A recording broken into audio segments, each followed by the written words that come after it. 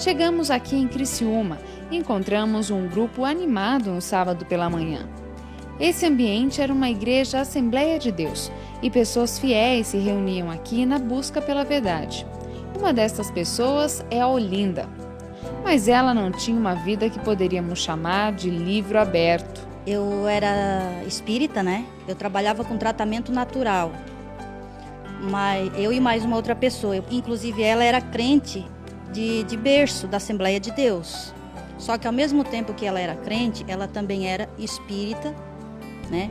E eu era filha de santo dela, era eu e ela o pacto, o ritual, ninguém mais, só nós duas. E o pacto que nós tinha era de estar sempre na Assembleia de Deus, dentro da igreja, com os crentes, né? Dando uma de crente, como para enganar, para, né, ser como eles. Até que um dia, ela quase foi assassinada por um bandido que fez sua empregada de refém.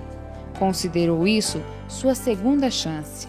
Um assaltante, né, que pegou ela como refém, segurou dentro da minha casa os 40 minutos, estupou, fez tudo com a moça.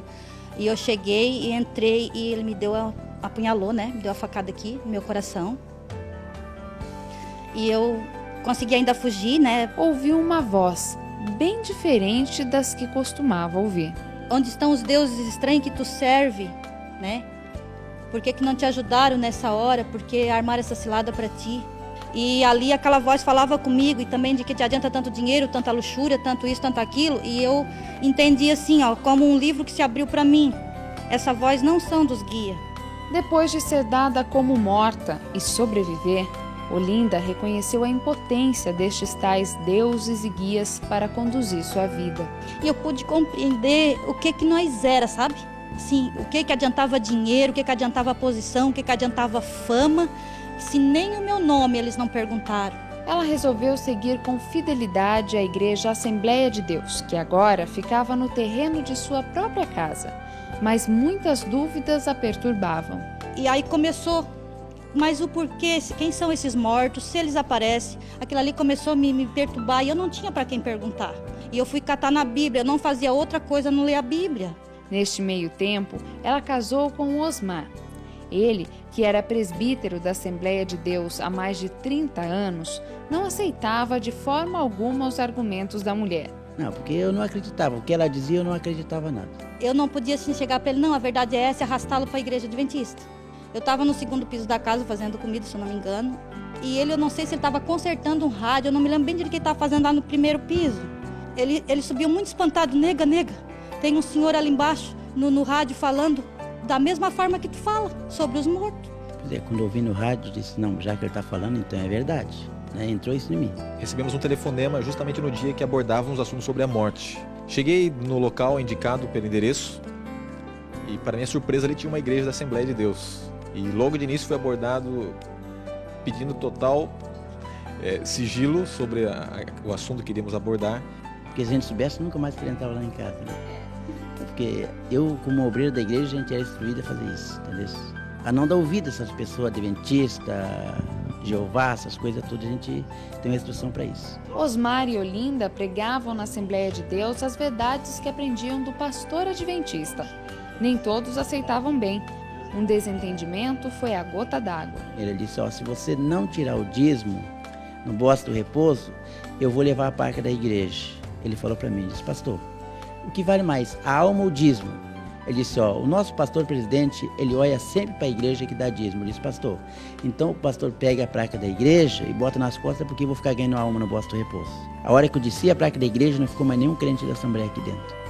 Eles saíram tudo junto, né? Mas e a placa da igreja? Como ficaria? Disse, mulher, não quero placa na igreja, eu quero um ponto de pregação e bota lá a casa de oração e deu.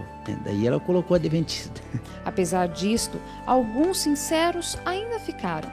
Uma dessas pessoas é Terezinha, irmã de Olinda. O esposo, que era da Assembleia de Deus, não aceita que ela seja adventista. E ela? Não, eu queria conhecer a verdade, eu queria um bom casamento, mas se eu não posso ter as duas coisas, eu prefiro Jesus, né? Eu creio que muita gente ainda vai voltar nessa igreja aqui e conhecer a verdade. Os amigos, tudo que sair. Eles vão voltar. Zelair, que também era membro da Assembleia de Deus, acredita que os antigos irmãos na fé podem voltar para a verdade. Ela lembra de como foi conhecer a Igreja Adventista. Deus, eu quero ser adventista, mas eu quero assim, ó, ter paciência, né? Ser calma, assim, porque não vejo ninguém gritar com ninguém. Para pregar a palavra ninguém grita, né? Tudo certinho, assim.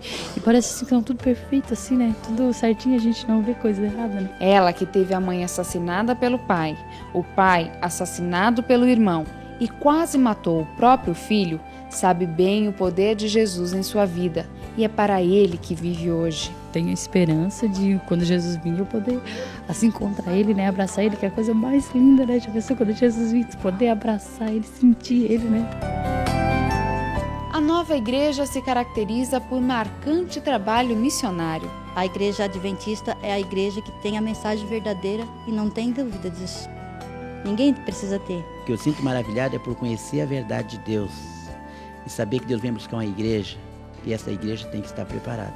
Se Deus teve poder para transformar a placa da Igreja Assembleia de Deus em Igreja Adventista do Sétimo Dia, Ele tem todo o poder para mudar o coração de todos os moradores desse bairro, para que essa igreja seja uma igreja viva, uma igreja grande e poderosa pelo poder de Deus.